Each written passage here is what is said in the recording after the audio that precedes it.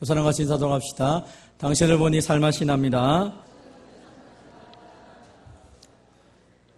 오늘 본문의 말씀을 가지고 말씀이 풍성히 거하는 공동체라는 제목으로 함께 말씀을 나누겠습니다. 한번 따라해 봅시다. 말씀이 풍성히 거하는 공동체.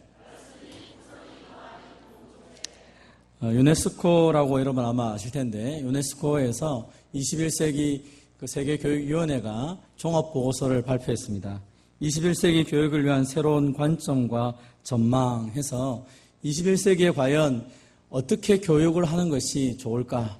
거기에서 그들이 내놓은 대안이 두 가지입니다. 하나는 우리의 교육이 이제 평생교육으로 될 것이다. 과거에는 학교를 다닌다고 해서 유치원 혹은 초등학교, 중학교, 고등학교, 대학교를 가면 혹은 대학원까지만 가면 많은 것을 배웠다라고 말하지만 이제 21세기가 되면 지금 우리가 살고 있는 이 21세기에는 배움이라는 것 자체가 끝이 없기 때문에 죽을 때까지 배워야 된다.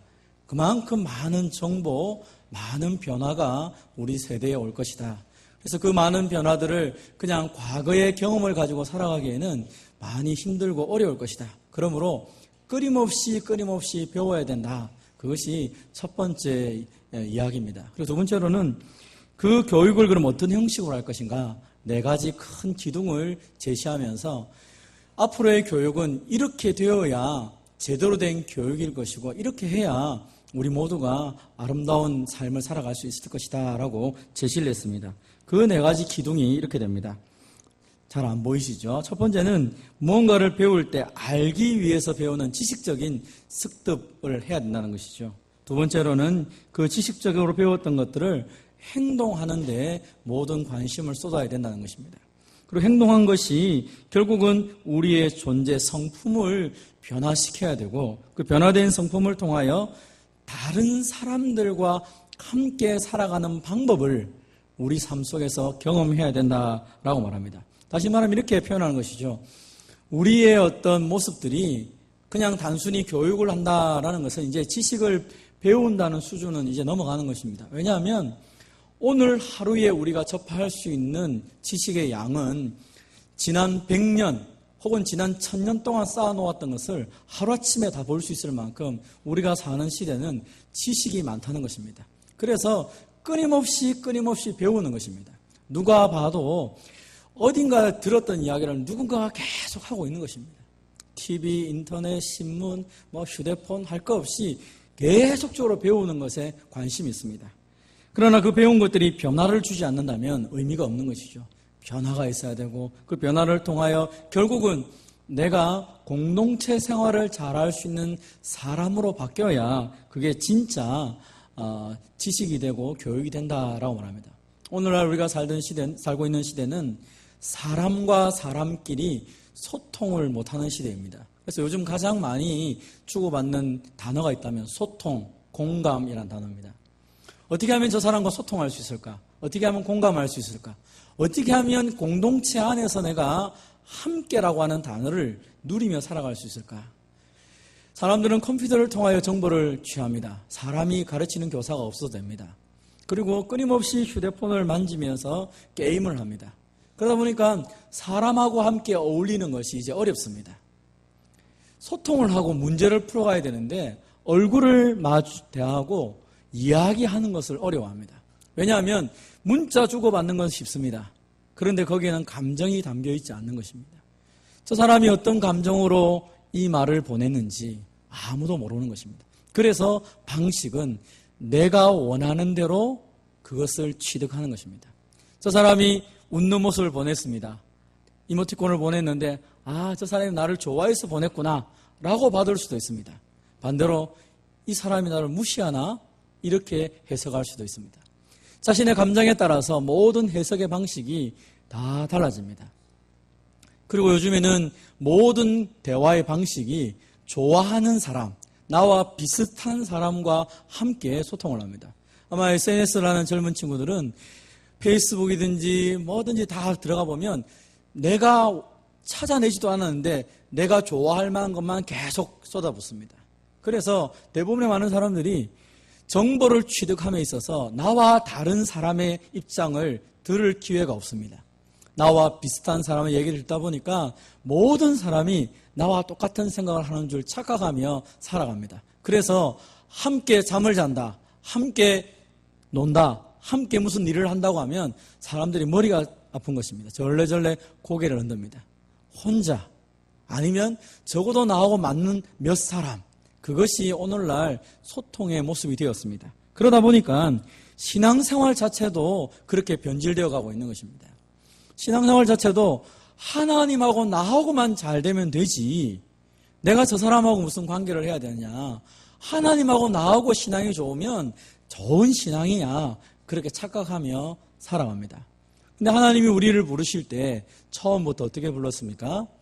물론 구원이라는 것은 하나님과 나와 1대1 관계입니다. 그러나 신앙생활은 혼자 하는 것이 아니라 공동체로 불렀습니다. 그래서 처음부터 하나님은 교회 공동체로 하나님의 말씀을 주시고 교회 공동체 안에서 생활함을 통하여서 하나님의 뜻을 이루어가게 됩니다.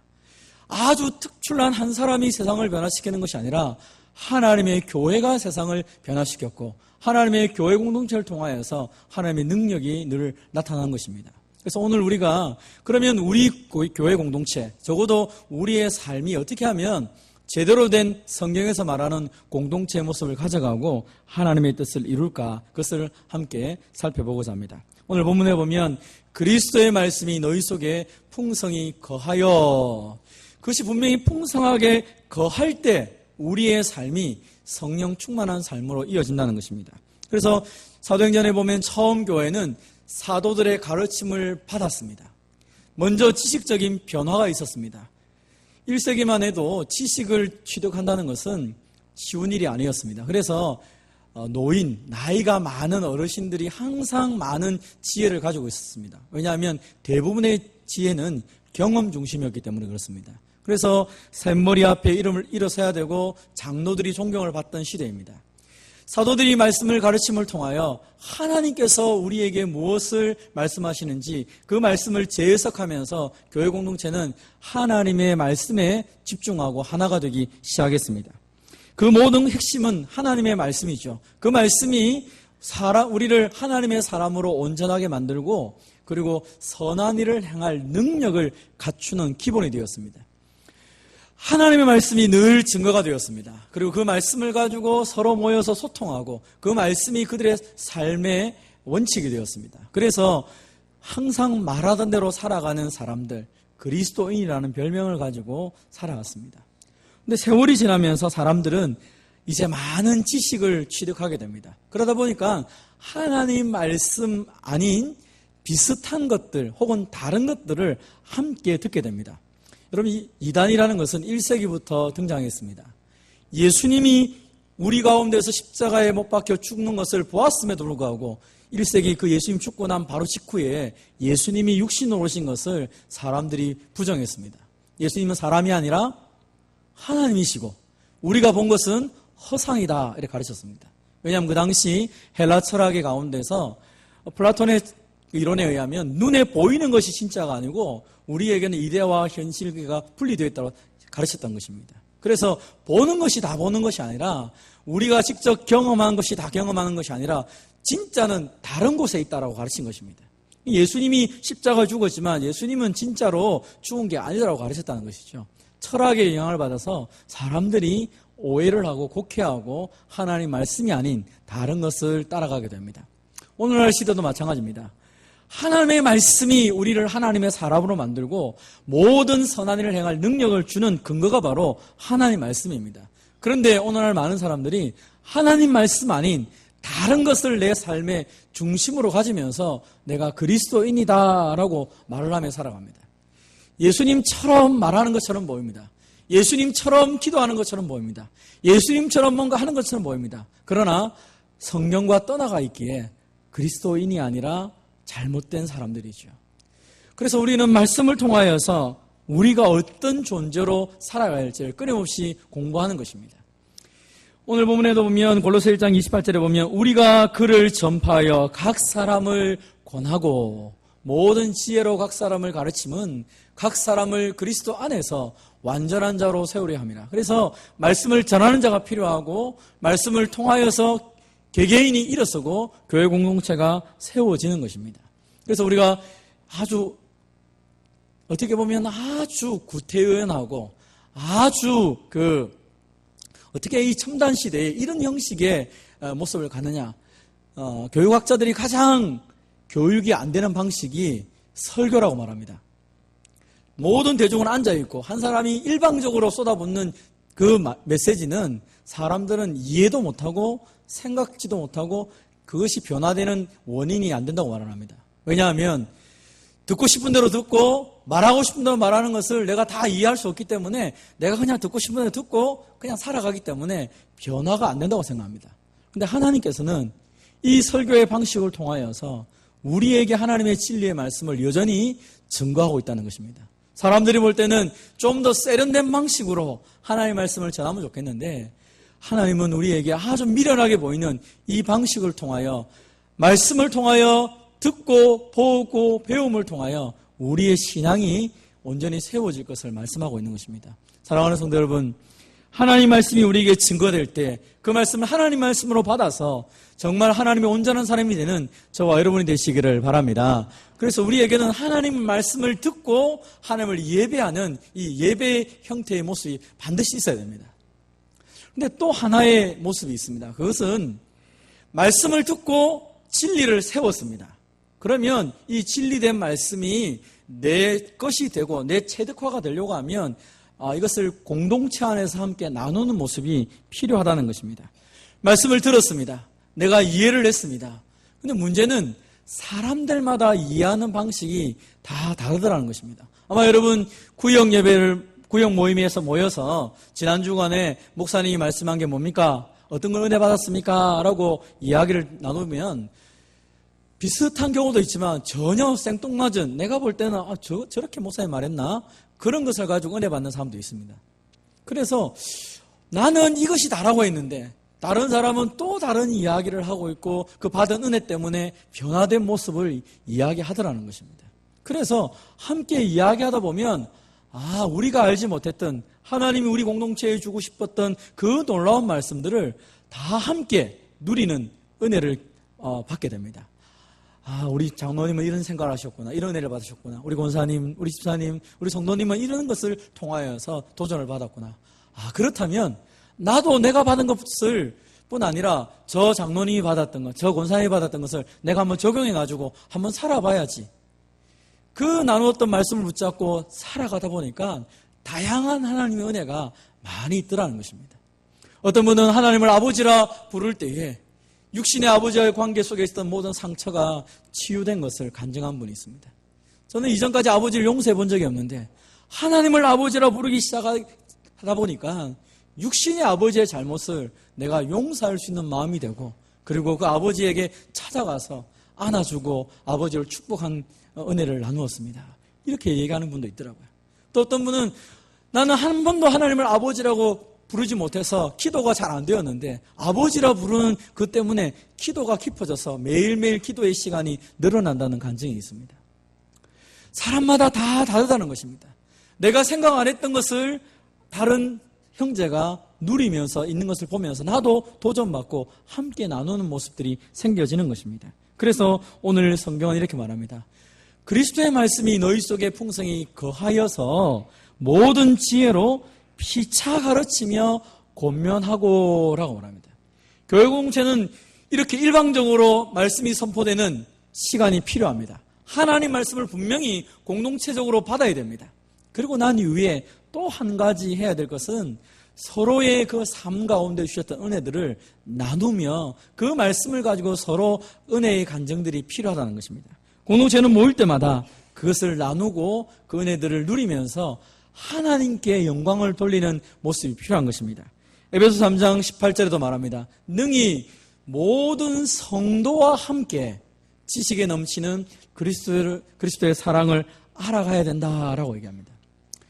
나 혼자 하나님의 사랑을 충분히 알아가면 되는데 그게 아니라 모든 성도와 함께 그리스도의 사랑을 알아가야 된다라고 말을 하는 것입니다.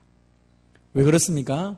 어느 한 사람도 완전하고 완벽한 사람이 없습니다. 그래서 교회 공동체는 구원은 개인이 받지만 그러나 성숙한 그리스도인이 되기 위해서는 서로가 서로를 만나고 깎여야 될 부분이 있고 서로가 서로를 품어줘야 될 부분이 있고 그 성도의 교제를 통해서 정말 하나님이 우리에게 원하셨던 교회의 모습을 하나님의 사랑을 온전히 누릴 수 있는 것입니다. 그래서 바클레이 목사님이 말한 것처럼 성도의 교제 안에서 우리는 하나님의 사랑을 찾을 수 있는 것입니다. 어떤 분이 얘기합니다. 하나님의 사랑을 경험하게 해주세요. 기도했습니다. 그러면서 사람들과 관계하지 않습니다. 그러면 그 사람은 절대로 하나님의 사랑을 누릴 수가 없습니다. 왜 그렇습니까? 하나님의 사랑이라는 것 자체는 하나님의 사람들을 통하여서 우리에게 전달되기 때문입니다. 성도 간의 교제가 온전하지 못하면 우리의 신앙이 성장하지 못하고 더뎌지는 것을 보게 됩니다. 그래서 교회 공동체는 함께 하나님 말씀을 받은 것을 서로 나누고 서로 교제하며 지내야 되는 것입니다. 단, 문제는 어떤 사람은 이 말씀을 자기 마음대로 자의적으로 해석해서 이것이 진리다라고 가르치게 되면 문제가 되는 것입니다. 그래서 항상 기준을 제시하는 것입니다. 우리가 구역 모임 때 왜 목사님 우리에게 구역 공과를 이렇게 주시든지 아니면 목사님이 수요일날 설교하고 또 했던 것을 또 우리가 왜 나눕니까? 여러 가지 질문이 있을 수 있습니다. 범위가 정해지지 않고 틀이 정해지지 않으면 내가 원하는 대로 가르칩니다. 여러분 왜 목사가 교회에서 설교를 하시는 줄 아십니까? 전에도 여러 번 말씀드렸지만 하나님의 말씀을 우리가 바로 이해할 수가 없습니다. 그리고 여기에는 많은 것들을 배워야 될 부분이 있고 많은 것을 익혀야 제대로 의미를 알아가는 경우가 있습니다. 성경은 영적인 책이기 때문에 기도만 한다고 찾아낼 수 있는 것이 아닙니다. 성경은 하나님이 우리에게 주신 영적인 말씀입니다. 영적인 말씀이 되기 위해서 먼저 우리에게 필요한 것은 언어적인 것이나 문화적인 것이나 신학적인 것이나 배경적인 것이나 그 모든 것들을 알아야 영적으로 해석할 수 있습니다. 오늘 많은 사람들이 영적으로 해석한다고 해서 무식하게 해석하는 사람들이 있습니다. 내 원대로 하는 것입니다. 내가 기도해 보니까 하나님 이렇게 말씀하시더라. 그거는 아니라는 것입니다. 성경은 성경을 해석하는 원리가 있습니다. 왜냐하면 하나님께서 이 언어를 통하여서 우리에게 하나님의 진리의 말씀을 주셨기 때문입니다. 공동체가 서로 말씀을 나눌 때도 마찬가지입니다. 내가 원하는 대로 마음껏 나눈다고 해서 그게 하나님 말씀이 아닙니다. 그래서 기준을 가지고 서로 나누는 것입니다. 어떻게 하나님께서 우리 공동체를 향하여 말씀하셨는지 그리고 그 말씀이 우리 공동체를 어떻게 아름답게 세워가는지를 늘 나누면서 살아가는 것이죠. 말씀이 풍성한 공동체는 이 두 가지가 함께 어우러져야 됩니다. 그래서 예배 시간에 말씀이 나의 말씀으로 먼저 받아져야 되고 나에게 받아졌던 그 말씀이 또 우리 공동체 안에서 서로를 나눔을 통하여서 그것이 더 확장되어 우리의 말씀으로 받아지기 시작할 때 그때 변화가 있고 그때 아름다운 섬김이 있고 그때 아름다운 열매가 맺어지게 되는 것입니다. 사랑하는 성도 여러분, 그래서 말씀을 배우는데 여러분의 시간을 들이셔야 됩니다. 그리고 여러분이 하나님 앞에 예배하는데 집중하셔야 됩니다. 말씀은 그냥 그저 어느 시간에 던져지는 것이 아닙니다. 제가 분당에 있을 때, 지금은 더 하죠. 분당에 있을 때 이런 일이 있었습니다. 저는 그 분당 매일교회라는 교회를 다니고 있었고, 제가 이해되지 않는 몇 가지 일들이 주위에서 일어났습니다. 저희 교회도 그런 게 있었습니다.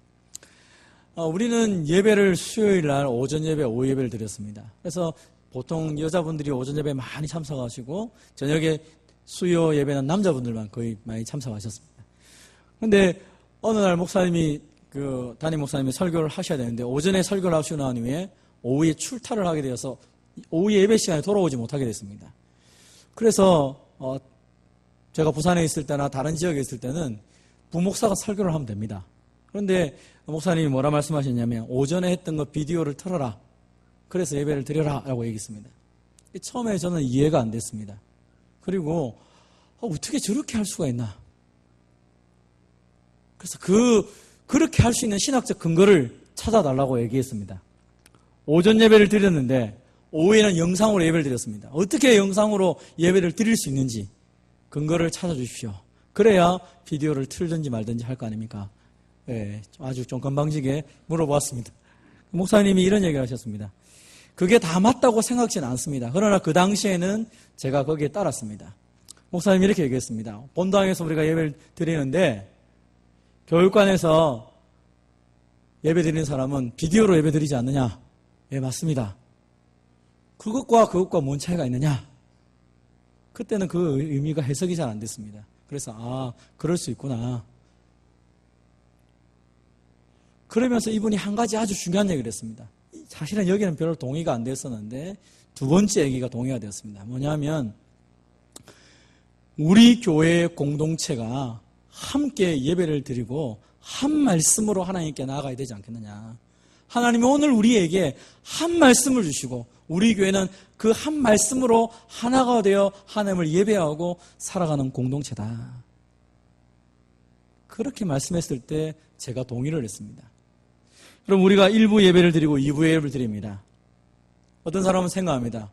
1부 예배가 중요합니까? 2부 예배가 중요합니까? 똑같습니다.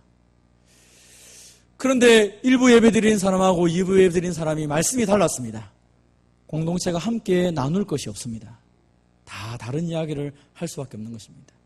우리가 부족하지만 1부 예배, 2부 예배 동일한 말씀으로 오전 예배를 드리는 이유는 무엇입니까? 한 교회 공동체가 한 말씀을 가지고 한 주간 살아가고 그 삶의 열매를 가지고 또 돌아와서 함께 나누기 위해서입니다. 서울의 한 교회 목사님이 돌아가셨습니다. 그런데 이 목사님이 워낙 설교를 잘하셔서 이 설교를 가지고 교회가 몇 년째 유지가 됩니다. 예배 시간, 설교 시간이 되면 돌아가신 목사님 설교를 딱 틉니다. 그리고 설교가 끝나면 비디오를 탁 끄고 그 다음 순서를 진행합니다. 목사가 없어서 그런 게 아니라 그 교회는 부목사들이 여러 명이 있습니다. 근데 설교하지 않습니다. 돌아가신 그분의 설교만 계속 트는 것입니다. 그럼 그게 진짜 교회 공동체일까요? 우리는 고민을 해야 됩니다. 왜 하나님이 우리 공동체에게 한 말씀을 주시고 한 목사를 세워서 왜 우리에게 말씀을 주셔서 우리가 그 말씀을 듣게 하시는지, 거기에 우리의 시간과 마음을 들이고 그 말씀을 가지고 우리가 함께 부딪히며 그 말씀을 가지고 하나님 원하신 공동체를 만들어가기 위해서 우리는 모임도 하고 시간도 들여가고 있는 것입니다. 예배가 굉장히 중요한 이유는 무엇입니까? 우리 공동체를 향해 하나님 주신 은혜가 있기 때문에 중요합니다. 왜 구역이 모이고 소회가 모입니까? 그것은 그 안에 하나님께 주신 은혜들을 나누려고 하니까 너무 사람이 많으니까 좀 작은 사람들이 모여서 서로 이야기를 하고 한 주간 받았던 은혜를 나누려고 하니까 시간이 부족한 것입니다. 그래서 작게 모이는 것입니다. 소그룹을 모였습니다. 구역이 모였습니다. 할 말이 없습니다. 한 주간 동안 어떻게 사셨습니까? 별로 산 게 없어요. 그냥 지난주와 똑같아요. 내가 받은 은혜를 표현하지 못하는 여러 가지 이유가 있을 것입니다. 우리가 은혜를 안 받고 한 주간 살고 이 자리에 올 수가 없기 때문입니다. 하나님의 은혜가 없으면 오늘 이 자리에 아무도 앉아 있을 수가 없습니다. 이 자리에 나와 있다는 것 자체만으로도 하나님의 은혜가 이미 우리 가운데 있는 것입니다. 그렇다면 내가 나눌 만한 은혜가 얼마나 많습니까? 사랑하는 성도 여러분, 저는 우리 교회 공동체가 하나님의 말씀을 나누는 공동체가 되었으면 좋겠습니다. 제가 성도의 교제를 열심히 하자라고 얘기하니까 어떤 공동체가 자주 모였습니다. 여자분들이 모여서 얘기하는데 머리끝부터 발끝까지 자랑을 시작합니다. 내가 가서 예쁘게 오늘 예쁘지 않더냐, 이게 어느 미용실, 그러니까 옆에 사람이 예쁜데 이 가방이 어느 백인 어디서 산 줄 아냐 부터 시작해가지고 그거 가지고 한 2-3시간 얘기하더라고요. 그래서 오늘 잘 만났다, 다음 주에 또 만나자 하고 헤어지더라고요. 그 성도의 교제가 아닙니다. 물론 처음에는 그렇게 시작할 수도 있습니다. 왜냐하면 말씀을 나누는 것이 무엇인지 훈련되지도 않았고 내가 어떻게 나눠야 될지 모르기 때문입니다. 그러나 재미있는 이야기 있지 않습니까? 여러분, 교회에서 소회가 등산을 갔습니다.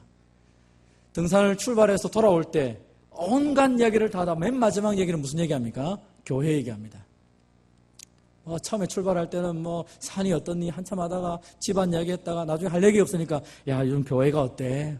이런 얘기 시작합니다. 많은 얘기 다음에 마지막으로 얘기하는 것입니다. 저는 그것도 나쁘다 생각하지 않습니다. 그러나 더 중요한 것은 뭡니까? 우리 마음속에 말씀이 차 있으면, 건드리면 말씀이 나올 수밖에 없습니다. 말씀이 차 있기 때문에 툭 치면 말씀이 나옵니다. 그러나 말씀이 없으면 다른 것부터 이야기를 해야 됩니다. 저는 우리가 늘 말씀 안에 깊이 있어서 서로 받은 은혜를 마음껏 나누어서 정말로 서로를 볼 때마다 하나님이 주신 그 은혜, 그 이야기가 너무 즐거워서 밤이 새고 날이 새어서 언제 이게 하루가 지나가는지 모를 만큼 그런 아름다운 교회 공동체가 되었으면 좋겠습니다. 여러분의 구역 모임이, 또 여러분의 소회 모임이 그렇게 되고, 특별히 우리 6.7여전도에 많은 이야기를 할 수 있지만 하나님 주신 그 은혜의 말씀들을 많이 나누어서 서로가 서로를 볼 때마다 그 은혜를 받은 것, 그 은혜를 나눔 때문에 더 아름다운 소회, 아름다운 공동체가 되기를 주님의 이름으로 축원드립니다.